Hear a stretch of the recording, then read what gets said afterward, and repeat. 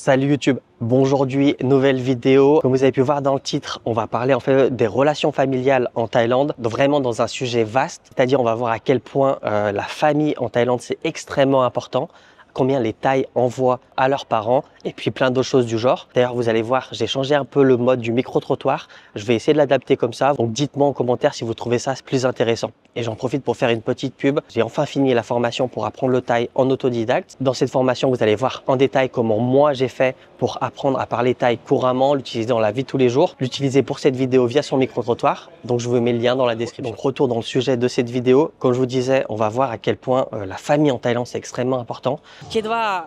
ครอบครัวในประเทศไทยสำคัญไหมสำคัญค่ะสำคัญค่ะครอบครัวสำคัญไหมอ๋อสำคัญค่ะสำคัญมากๆเลยค่ะสำคัญค่ะค่ะสำคัญ Déjà, ce qu'il faut savoir, c'est qu'en Thaïlande, il existe bien sûr un cursus scolaire gratuit ou même des cursus auxquels vous payez très peu d'argent. Mais le problème, c'est comme un peu avec tout dans la gratuité, et ben, la qualité n'est pas toujours présente. Et c'est pour ça qu'en Thaïlande, on a autant d'écoles privées et tout le monde souhaite mettre leurs enfants dans une école privée. Donc ça va prouver à quel point en fait les parents, ils donnent énormément à leurs enfants. Ensuite, ce qu'il faut savoir en Thaïlande, alors malgré les préjugés, beaucoup de gens disent en Thaïlande il n'y a pas de retraite, c'est faux. En Thaïlande, il y a une retraite. Il y a plusieurs styles de retraite d'ailleurs. Je vais vous faire un résumé très rapide, sans rentrer par les détails. Mais par exemple, les fonctionnaires, eux, ont leur salaire en retraite. Il y a les gens qui travaillent comme moi dans des compagnies privées et qui cotisent à la sécurité sociale. On a l'équivalent de mémoire, il me semble, c'est 20% de notre salaire, plafonné à 18 000 bahts. Et ça, il faut travailler de mémoire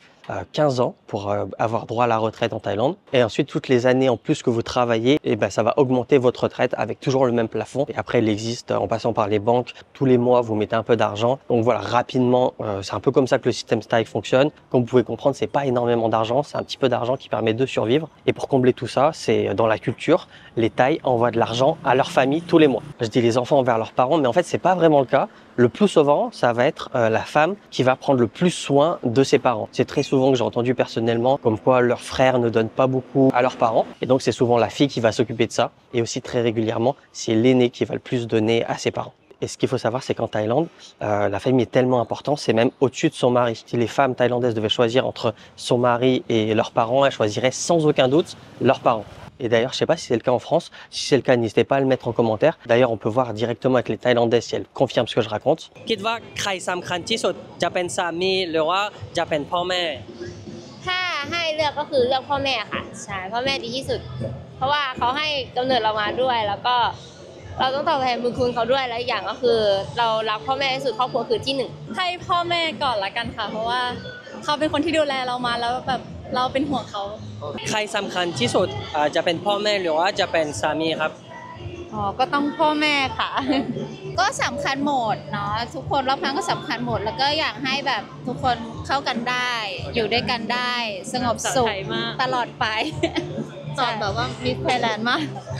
ใช่ค่ะ D'ailleurs, concernant l'argent qu'ils envoient par mois à leur famille, il y a quelqu'un en commentaire qui m'avait posé la question. Il m'avait dit qu'il a envoyé 5000 bahts à sa belle famille, donc à la famille de sa femme thaïlandaise. Et il m'a demandé si c'était beaucoup. Et je me suis rendu compte que j'ai aucun recul sur ça parce que bah, moi, j'envoie pas d'argent à ma belle famille. Ma femme aussi n'envoie pas d'argent à ses parents. Ça peut lui arriver de faire un prêt, mais elle va pas envoyer de l'argent tous les mois. Parce qu'en fait, ma belle-mère, elle travaille, elle gagne pas très mal sa vie. Donc du coup, je me suis renseigné un petit peu autour de moi. J'ai un ami en moi qui m'a dit, lui, ce qu'il fait, c'est qu'il rembourse la dot parce qu'il s'est marié, il a lâché une dot, mais il n'avait pas l'argent liquide disponible. Donc tous les mois, il envoie de l'argent pour rembourser la dot. Il m'a dit de mémoire qu'il envoie quelque chose du genre 3 à 5 000 bahts, ça dépend des mois. J'ai un autre ami qui m'a dit, lui, sa femme envoie de l'argent à sa famille aux alentours des 5-10 000 bahts sur chaque parent, tous les mois. Et puis j'ai demandé à plusieurs Thaïs combien elles envoient par mois personnellement à leur famille. Alors avant de vous mettre les passages de ce micro-trottoir, ce qu'il faut préciser, c'est qu'on est à Bangkok, à Siam. Siam, c'est le centre-ville de Bangkok. Donc on est sur une classe plutôt aisée, on n'est pas du tout sur la classe moyenne. Ça va pas être représentatif de toute la Thaïlande. ในอนาคตจะมีเงินเดือนอะไรนี้จะดูแลพ่อแม่ไหมจะส่งเงินทุกเดือนไหมให้พ่อแม่ทุกเดือนอยู่แล้วค่ะตอนนี้ทำงานอยู่ก็ให้พ่อแม่อยู่แล้วทุกเดือนด้วยให้เท่าไหร่ครับก็แล้วแต่เดือนค่ะบางเดือนก็10,000-20,000บ้างใช่ต่อเดือนอันนี้ยังไม่รวมที่ซื้อพวกของให้แยกว่ารองเท้ากระเป๋าเสื้อผ้าใช่ในทุกวันนี้ส่งเงินให้พ่อแม่ไหมก็มีส่งบ้างค่ะส่งประมาณเท่าไหร่ครับหลักพันค่ะไม่ถึงหมื่น ในอนาคตหรือว่าในทุกวันนี้ส่งเงินให้พ่อแม่ไหม ก็ไม่ได้ถึงกับส่งแต่ก็ซื้อของซื้อนู่นนี่นั่นให้ค่ะให้พ่อแม่ด้วย ให้เดือนละประมาณเท่าไหร่ครับ เดือนละประมาณเท่าไหร่หรอก็ไม่เคยรวบรวมเลยอ่ะก็หลายหมื่นอยู่ รายหมื่น ใช่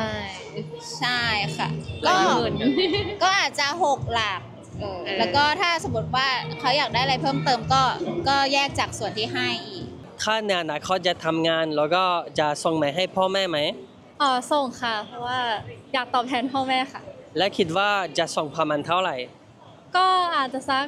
10,000อะไรประมาณนี้ค่ะ Et un autre point que je voulais aborder, toujours dans le thème de la famille, hein, à quel point ils sont importants. En général, je sais qu'en France c'est comme ça. C'est si les parents sont âgés,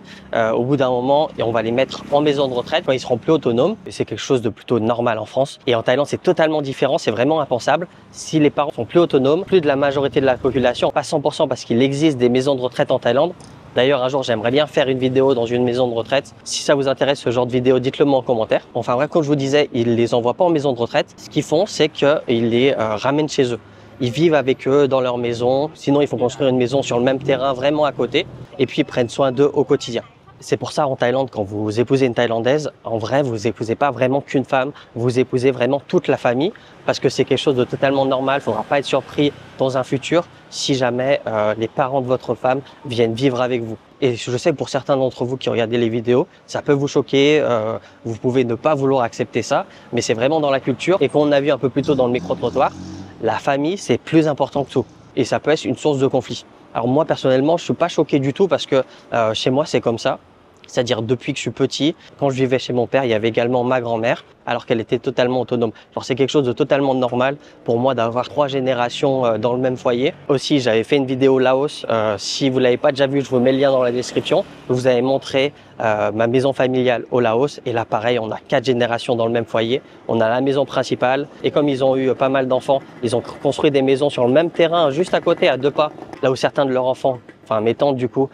ont construit leur famille. Et puis voilà, ils vivent tous ensemble, des frères, des sœurs, les grands-parents, les petits-enfants. Du coup, ils sont cousins entre eux. Et pour par exemple la grand-mère de ma femme, je sais que pendant très longtemps, elle vivait seule parce qu'elle souhaitait être autonome. Elle voulait pas déranger. Et malheureusement, avec le temps, elle a de plus en plus de mal, même si elle souhaite toujours vivre seule. Malheureusement, c'est plus possible avec son âge. Elle a été obligée de vivre chez quelqu'un de la famille. Alors c'est pas chez ma belle-mère, mais chez une de ses sœurs, parce qu'elle habite pas loin de la maison principale de la grand-mère. Et du coup, ils vivent ensemble. Et pareil, c'est quelque chose de totalement normal. D'ailleurs, moi, dans un futur, si par exemple j'ai une maison, sa mère ne peut pas être autonome et personne ne peut la recueillir et elle devrait vivre avec nous. Pour moi personnellement, je trouverais ça totalement normal. Comme je vous disais, hein, j'ai vécu ça un peu dans toute ma jeunesse et c'est exactement la même chose si par exemple personne ne pourrait s'occuper de mon père. Pour moi, ce serait totalement normal qu'il vive avec nous. ถ้าสมมติว่าพ่อแม่อายุเยอะแล้วเขาดูแลตัวเองไม่ได้น้องจะ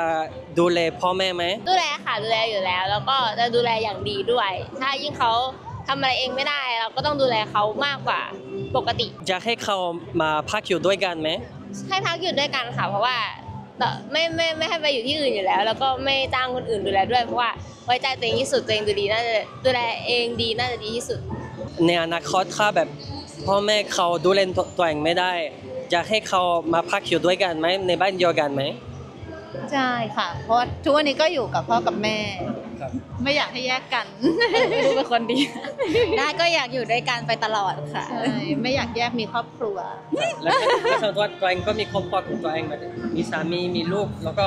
ให้พ่อแม่ยังอยู่ด้วยกันใช่ไหม ใช่ก็อยากให้อยู่ด้วยกัน แล้วถ้าสมมติว่าพ่อแม่อายุเยอะแล้วเขาดูแลตัวเองไม่ได้ แล้วตัวเองมีลูกมีสามี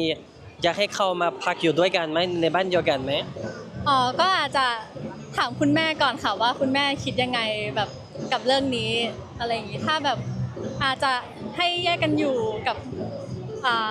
คุณสามีค่ะก็เลย อ๋อคือจะมีบ้านอีก ที่บ้านหนึ่งใช่แต่ก็จะไปดูแลเขาเสมอค่ะ Mais dites-moi vous en commentaire ce que vous en pensez. Est-ce que par exemple vous trouverez ça bizarre de vivre avec vos beaux-parents ou que vos parents viennent vivre avec vous? Ça m'intéresse vraiment, donc dites-le moi en commentaire. On arrive également à la fin de cette vidéo. Donc n'oubliez pas de liker si ce n'est pas déjà fait, de vous abonner à la chaîne si ce n'est pas déjà fait. J'en reparle encore une fois, mais j'ai sorti une vidéo pour apprendre le thaï en autodidacte. Je vous ai mis en détail toute la méthode que j'ai appliquée personnellement pour pouvoir parler thaï aujourd'hui couramment. Donc ça a très bien marché pour moi, mais également pour mes amis qui aujourd'hui eux aussi parlent thaï couramment. Ils ont utilisé la même méthode. Personnellement, je trouve que c'est le meilleur moyen de débuter pour avoir vraiment toutes les bases, tout comprendre de la subtilité de la langue thaï. Enfin bref, le lien est dans la description. Si vous avez des questions, n'hésitez pas à me contacter directement sur Instagram ou via mon mail qui est également en description. C'est la fin de cette vidéo et moi je vous dis à la prochaine.